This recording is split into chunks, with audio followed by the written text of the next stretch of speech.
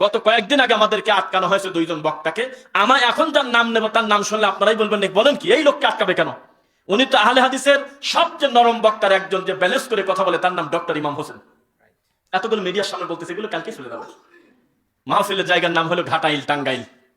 একটা প্রত্যন্ত গ্রাম অঞ্চলে আমাদেরকে নিয়ে গেছে কিছু প্রবাসী ভাই, আমাদেরকে 18 জন মুফতি আটকাইছে, স্টেজে উঠতে দেবে না, ডাইরেক্ট দরজা লক, লাঠি হাতে করে রাস্তায় দাঁড়াইছে। আল্লাহর কসম একচুল বিচলিত হই নাই। আমরা বলেছি যে কোনো রাস্তা দিয়ে একবার খালি আমাকে মঞ্চে নিয়ে দেন, আর এই দরজা যাতে না খোলে, ডক্টর ইমাম হোসেন সাহেব এখানে থাকুক।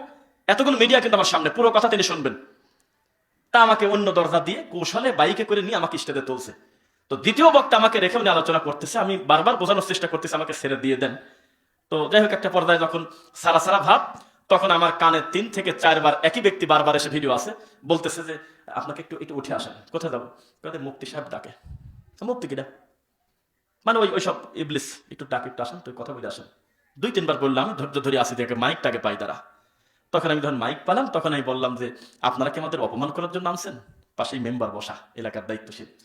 আমি বললাম আমি আপনার এলাকার মেহমান, আমি যদি আজকে খারাপ বক্তব্য দেই, কোরআন হাদিসের বিরোধিতা করি, আমার কোনো কথা যদি আমার রাসূলের কথার বিরোধিতা হয়, এই আলেম ওলামা তো দূরের কথা, আপনারা সবাই মিলে আমাদেরকে বাঁধবেন, রাজি আছেন? কয় আসি। তো বললাম আমি তখন বক্তব্য শুরুই করলাম না, তাহলে আমাকে আগেই ঠেকাচ্ছেন কি কারণে?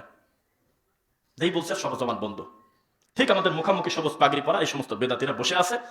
আমি বললাম যে আমি ভালো না মন্দটা বুঝবেন হলে আমার বক্তব্য দেওয়ার পরে। তা আমি তো এলাকায় জীবনের প্রথম আসলাম, তাহলে আমাদের দুইজনকে আপনারা আটকাইছেন কি কারণে? কয় কে আটকাইছে, কারা সেই? ওরা সেই খোঁজাখুঁজি শুরু করলো, ওরা তোদের মতো চলে গেছে, ভাইগি চলে গেল, এদিক সেদিক কোনা কোনায় ঘোরে। তখন আমরা বক্তব্য একটা পর্যায়ে বললাম, যেই দেশে হাজার হাজার মীমাংসিত বড় বড় বিদাত, শত শত শিরিক, মানুষ একে যে ব্যাপারে সব ইমাম একমত, এই ধরনের শিরিক আমাদের সমাজে চলে, কিন্তু এরা আমিন মানি নেয় না।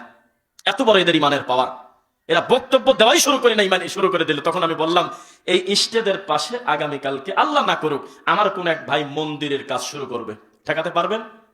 কয়দিন না, ওখানে ঠেকাতে গেলে পিঠের চামড়া না আরো মেলা জায়গার চামড়া ছিঁড়ে ফেলবে টান দিয়ে। এটা গণতান্ত্রিক দেশ, স্বাধীন দেশে প্রত্যেকে তার ইবাদত খানা করতে পারে, স্বাধীন দেশে প্রত্যেকে তার নিজ নিজ মতামত ব্যক্ত করতে পারে, খোলা মাঠে স্বাধীনতা আছে কিনা?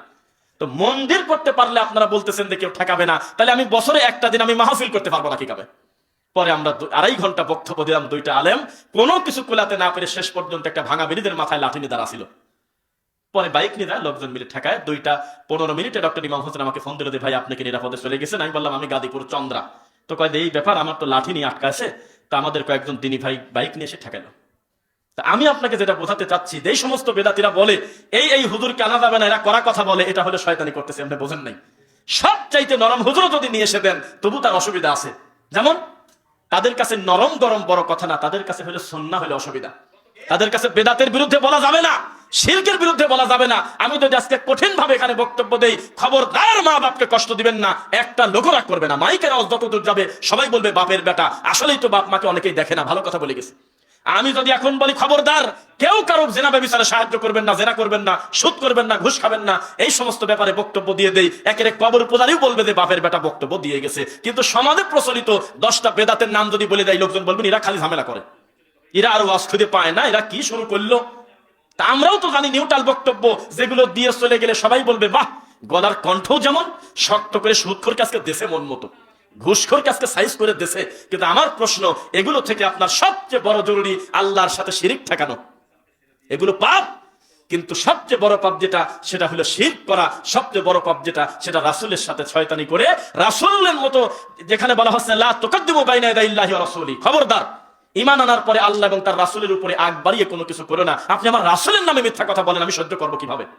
ইমাম ইবনে তাইমিয়া রাহিমাহুল্লাহকে বলা হলো একজন সুন্নাতের পাগল, একজন বেদাতের বিরুদ্ধে কঠোর, দুইজনের মধ্যে উত্তম কে?